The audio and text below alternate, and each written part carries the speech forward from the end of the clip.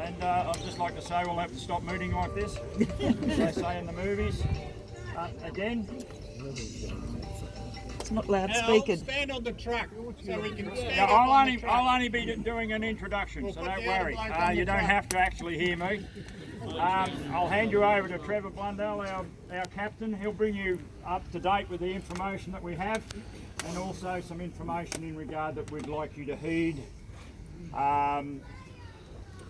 No, we'd just like you to do it, okay? I'll hand you over to Trevor. Off you go, mate. Can everyone just give me a bit of a wave so I can see who can hear me, who can't hear me? Rightio. Hi mate, thanks for coming.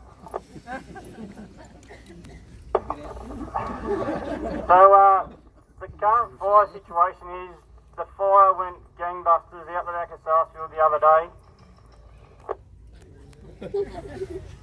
It's ripped through the east coast of Victoria. It's going hard. It is still going. We are not safe in Metung. We are not safe in Metung. We need to evacuate this town. Holidaymakers, residents, all these people in front of me looking at me, we need to leave Metung. I don't care CFA's advice, they haven't said evacuate yet. I'm telling you, as the captain of this brigade, we need to leave. Friday night temperatures is a minimum of 32 degrees overnight. Just think about that for a minute.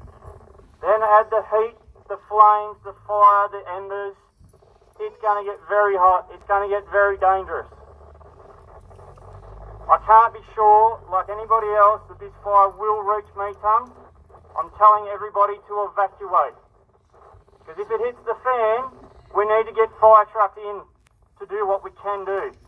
We don't need to deal with other cars on the road. We don't need to deal with the public in panic. We need to evacuate Metung. There's predicted thunderstorms on Saturday night. Saturday is going to be a warm 38. It's going to be very similar conditions to what we've had on Monday. Thunderstorms are going to start more spot fires due to lightning strikes. So a spot fire will start or jump in front of the main fire, whether it be 5Ks or 10Ks, and it'll draw itself back into the main fire by the wind that's produced. So a little spot fire doesn't just take off and go further away from the fire, it goes back into the main fire. People don't understand how the full ferocity of the spot fires and how they work. If you have gates on your property, it's advisable to leave them open if you can.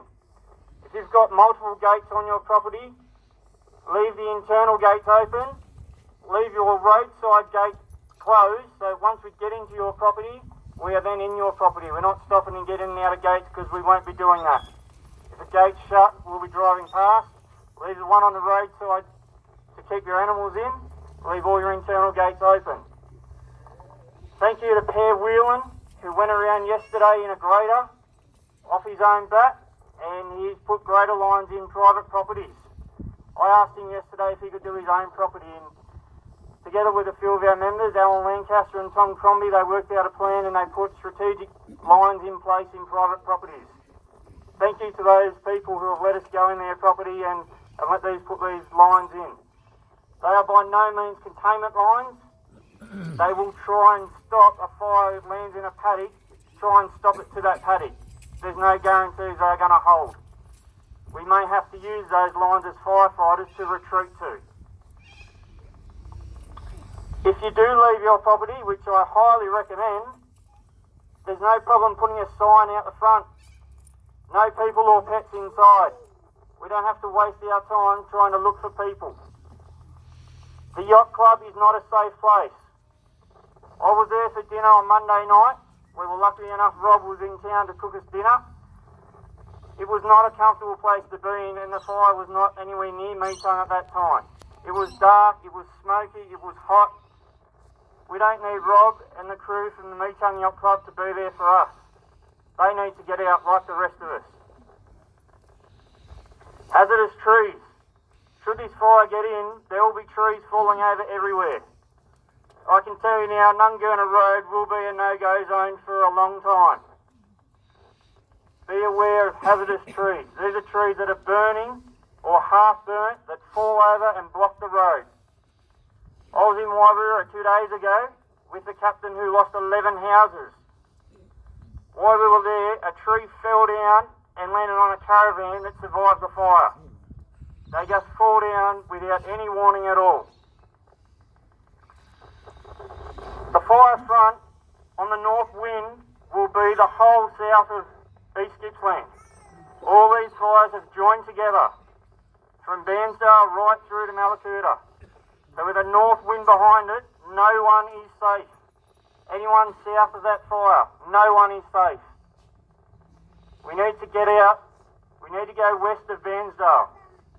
There is a big fire brewing to the top left-hand corner of Bairnsdale at the moment. There is a prediction that that fire is going to travel south on the north wind, and when the wind change comes southwest, it'll undercut the fire that went through and burn out the back of Sarsfield. We need to get out. I cannot stress that enough.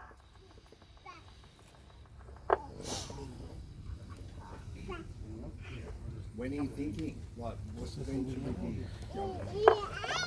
We need to leave this afternoon or early tomorrow morning. The hot weather's coming tomorrow. It's building all day. There's an unstable air atmosphere happening tomorrow. It's going to build all day. It's going to be really, really unstable and unpredictable by tomorrow night.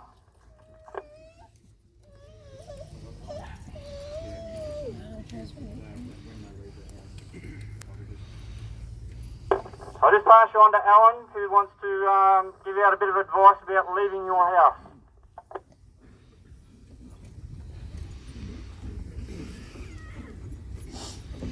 Okay, ladies, thank you.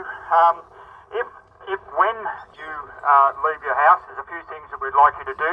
If you have gas cylinders, leave them in situ. If they're up against a timber wall or something like that, that'll be fine. Clear all the leaves and anything that's hanging around them. Turn them off. Okay, turn them off. Make sure you do that.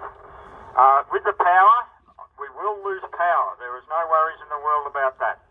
What we want you to do is isolate the power within the house. Okay, turn everything off, because what's going to happen when the power comes back on, whatever appliances you've got, there's more than likely going to be a surge of power and you're going to have all sorts of things blow up. So if you can isolate all the bits and pieces other than your freezers and refrigerators, do so. All the power that you don't need in the house. Okay?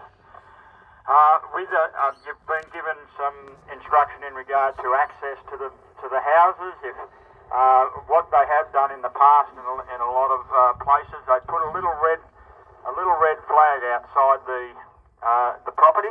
When you leave, put a little red flag out, and we know that you're not there. Okay? If you haven't got a red flag, there's every chance we might be visiting your house. Okay, that's about all we've got. If there's any other questions, please bring them up now. We've got